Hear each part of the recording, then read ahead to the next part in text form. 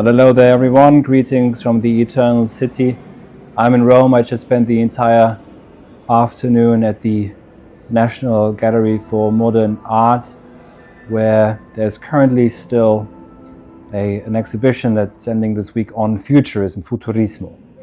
And now in the following I'm going to summarize, or just present some of my thoughts in the spirit of the Futuristi, shooting arrows, frecce, across to you through this new absolute where we have collapsed time and space and created this new omnipresent absolute. We live really in the world that the futurists envisioned without knowing that it will be possible. There was Marconi at the time who of course invented radio. There was no conception, of course, that we would have something like iPhones or smartphones in general, or that we would have computers. There's a quote from Marinetti, I remember now, where he says that we will have books, entire books, hundreds of thousands of pages imprinted on nickel, not higher than a few millimeters. He's basically describing a hard drive. He also describes telefono senza fili, a telephone without cable or without wire. So they also thought there would be telegraphs or telegrams without what we would call wireless today. There's also another notion that they have, which is I think it's analogia senza fili, or anche also l'immaginazione senza fili. So imagination without bounds, without anything that's binding it. I have here the collection of the manifests of Futurism, which contains, of course, the main manifesto that I'm going to read from in a bit. I'll try to read some of the Italian and translates it. They thought, so one suggestion by Marinetti was that language has to be freed from grammar, and that there will be wild analogical association, which is necessary because the human being has to make sense of everything at once. This is 115 years ago that this immense thought came up. This is before the internet, so that there's a sort of a net that we have to throw out every day, a net of the wildest analogies in order to be able to draw any sense out of this. It's of course a hyper elasticity to analogy that the futurists very clearly foresee. But you could think that today what might be similar to the futurists is maybe, broadly speaking, accelerationism. There's obviously there's left and right accelerationism, the so-called dark accelerationism, etc., and it means something else for everyone, really. It seems simply speed up the process of decline in the Kali Yuga, so that the new world can be born more quickly. Gramsci's thought that we are in the interregnum, really. Also was here basically is here echoed again in this kind of accelerationism. But what we have is a sort of also, of course, accelerationism is a fascination with technology, but also sort of an abandonment to let's say AI, an inevitable takeover of AI. But it's a sort of almost a kind of a benign, I have to say. How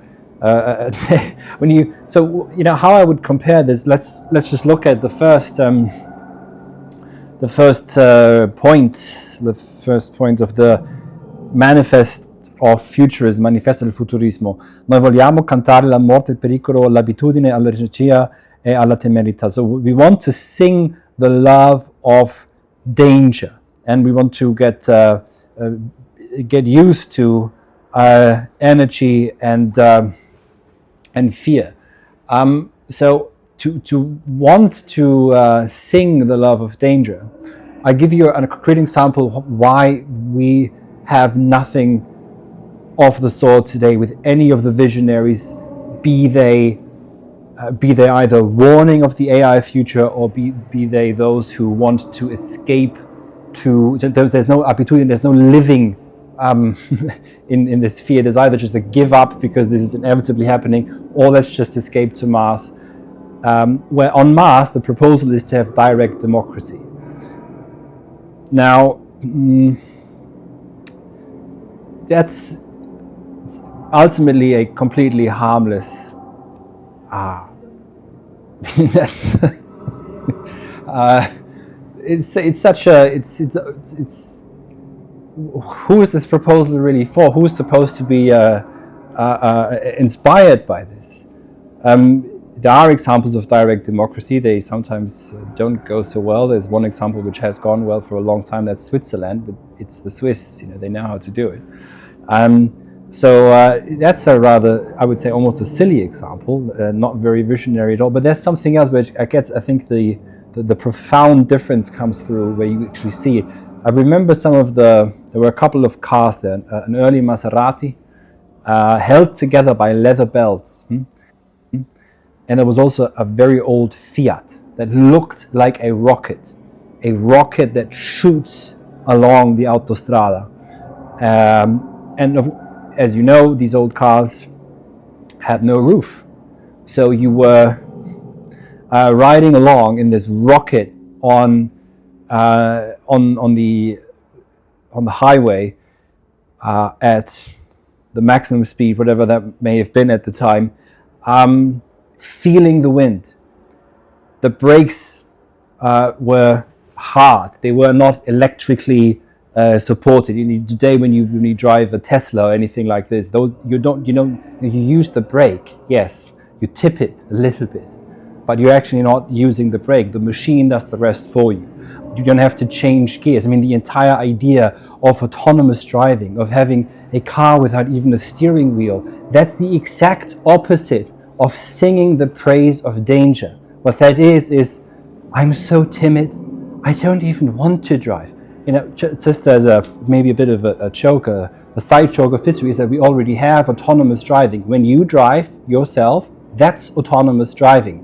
When the machine takes over, that's non-autonomous driving. That's anti-autonomous driving, and it's the opposite. It's basically a withdrawal into benignness, into harmlessness, into timidity. Oh, I don't want to hold a steering wheel. There might be traffic, I might make a mistake, but the machine will be perfect. There's no singing the praise. This is wanting to have a cocoon for yourself where you can feel very safe and distanced from the world. There's no, when you have to change gears in these old cars, you have to really, you actually feel the machine. Yeah, you feel the engine. And there's also a point where you could make actually a mistake, and that could be to your detriment, especially when you're driving fast and you're needing to take an exit or something. When you're taking an exit. But what do we have now? We've got touch screens in cars, and they're all automatic. So the car again does everything for you. We're teethless. We're teethless humans. There's talk of a symbiosis. There's no symbiosis here of what there's actually hiding in the so-called machine world, which the futurists see a dissolvement of body in light and in the machine, but also elemental forces breaking through in simultaneity. And they speak of organic simultaneity, for example, where we get to sense in the age of speed and in this new absolute of the omnipotence where space and time have collapsed thanks to radio, etc. And now, of course, obviously with the internet, there's no one who would be able to articulate what is, except either an inevitable decline or inevitable death at the end of all of this, etc. Or just a wonderful utopia at some point where we will all live on a direct democracy on Mars. Go ahead to your literal utopia in a sense of a non-place. That really struck me the most, how with these early machines, how close you were to, there was an old Ferrari motorcycle, for example, how close you were to death every time in driving. There was an entire subsection or subgroup of artists that emerged, I think, in the 20s and 30s, which was, they were painting what it meant to fly.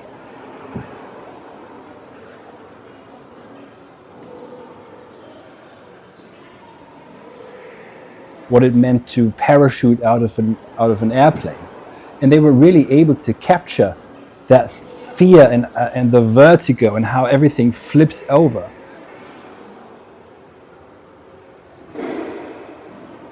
Today you give a prompt you type a prompt into AI and it spits out some kitsch tacky image of a parachuter that's just gobbled together from whatever it pulled off the internet. There's nothing has to go into trying to paint this or say what it is that's occurring. There's a certain elasticity, but a certain also phlegmatism to the digital. It's detrimental, I think, to. Let me just maybe read the second point. Il coraggio, l'audacia, la ribellione saranno elementi essenziali della nostra poesia. So courage, audacity, rebellion, those will be essential elements of our poetry.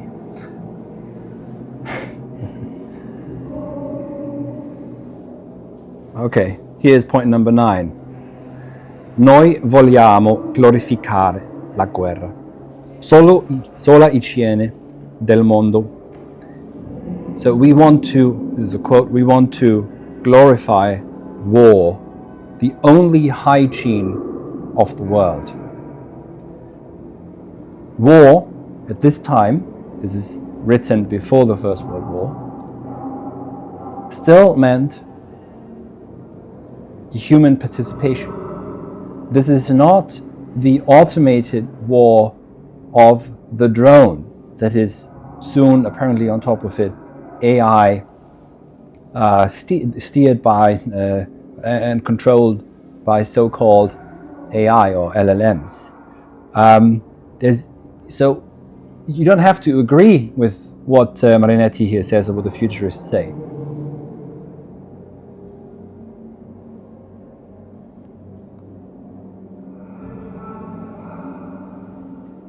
That we want to glorify war. You don't have to agree with it, but you have to take it seriously because there is still war. That pipe dream didn't come to pass. That side joke of history to claim that there wouldn't be any wars anymore after the collapse of the Soviet Union. And on top of it, there's here a clear participation. It's clear that this means participation by human beings, not this sterilized, synthetic removedness from the actual theater of war, where you're thousands of miles away in a climatized room where you have a joystick and then click a button, which is insane. That's not a glorification of war. This is a weak, extremely weak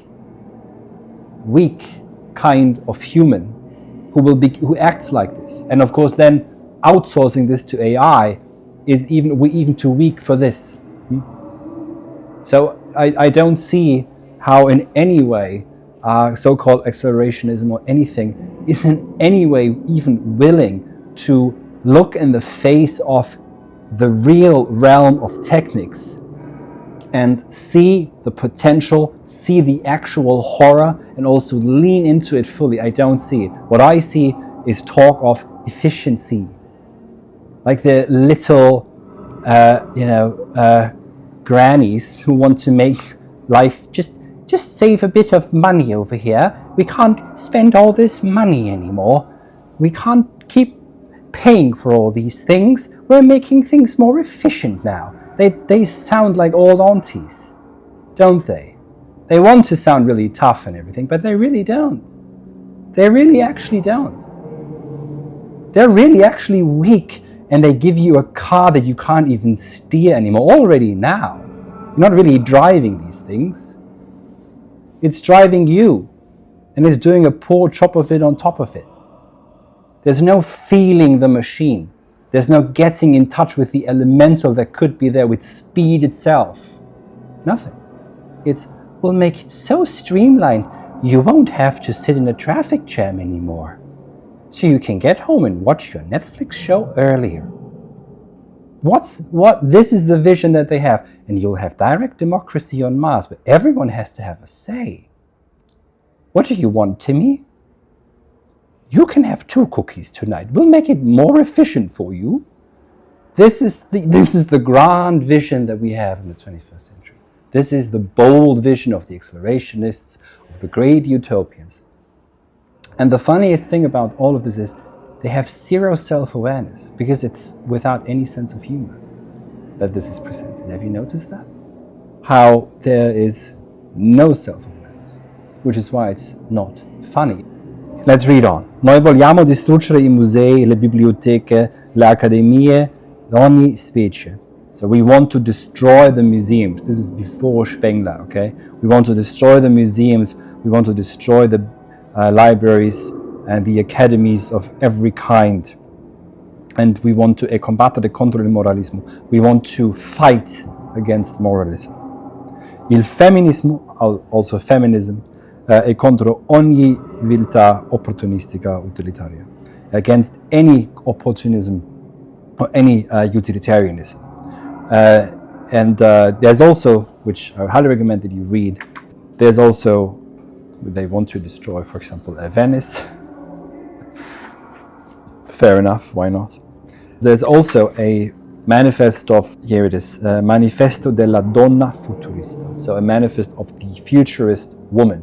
Or rather, should I say, maybe it would be close. This was a response to Marinetti by Valentine de Saint-Pont. I'm going to read from it in a second. Maybe the manifest should be called really Manifest of Futurist Femininity, because she says there are no women really. There is what there is, or men.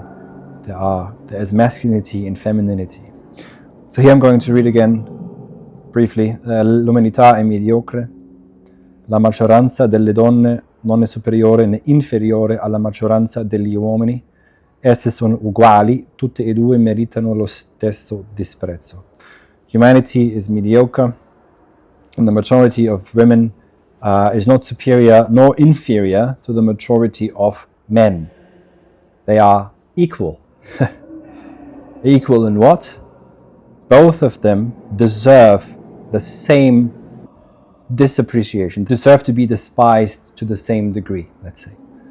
È assurdo dividere l'umanità in donne e uomini. It's absurd to divide humanity up into women and men. Essa è composta soltanto di femminilità e di mascolinità. Because humanity is made up entirely or only of femininity and masculinity. I'd highly recommend also to read this manifesto, anti-feminist to the core, because it saw that as just a flattening approach and not one that would actually sing or glorify the beauty of life, for example here, or also what really the role is of femininity. Riacquisti la donna la sua crudeltà e la sua violenza. So I'll paraphrase for a bit. The woman must reclaim her cruelty and her violence that's peculiar to her. If you compare this to anything you've read the past 60 years, it's all benign. None of what was said was in any way radical. It was all just, can we also have a seat at the table? Can we please also be part of this and have a bourgeois life over here? And be nice and fine consumers. There's also a book, by the way, or a collection of texts on futurist sexuality and recipes for aphrodisiac. If you're interested, you can buy also from the same publisher if you read Italian. So I think I'm trying to think back now through what I saw in the exhibition. If there's anything I should add to this particular video essay now, but look, you can entirely disagree with anything they say or anything they stand for, but at least what I think you should take seriously is that they saw and looked in the face this radical change from agricultural Italy to an industrialized nation with planes flying in the air, fast trains, cars, motorbikes, etc., speeding down the highway at a time of, again, before the First World War, but then also through the First World War and after the First World War, in this extreme moment of upheaval. They were pushing for what Schumpeter might call creative destruction, but genuine creative destruction, to destroy, to paraphrase Schelling, destroy only in order to create. And not this sort of, ant-like, or maybe even ant-like, waiting for inevitable takeover of AI or the singularity which is coming. And well, it's 2025. It actually was supposed to come in 2020 at the very latest. So let's just push this back another 15 years, like the second coming of Christ. But no. They threw themselves into this. And again, Marconi, highly appreciative of Boggioni, for example, one of the artists, of the futurist movement, so the gentleman who invented radio. You should at least try and appreciate that what seems to be so radical today isn't, and that if you have it in you, and I'm doing this of course as well, what has to be done is to look this in the face of what really is and type it out. Not oh, AI will be God. Oh no, AI will just destroy humanity. No, we have to really look at what this actually really is, who's running it also, and then appropriate it for the sake of a higher vision of what it means to be, which includes what it means to be human.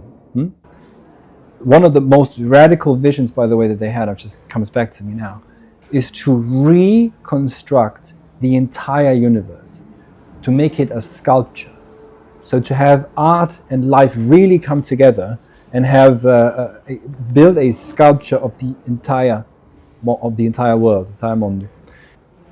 Then again, Heidegger says, speeds at which we now can connect does not bring any nearness. That might be, perhaps. But I think the thought that we really have to take seriously is that they see something breaking out. They see what Aristotle describes as dynamis, this formless dynamism, which has to be given form. What's really important to them is giving form. It's not formless. There was a part of the exhibition which was extremely sad, which was the heritance, or the, how did they put it in English? I think it was heritance, yeah, or what came out of futurism.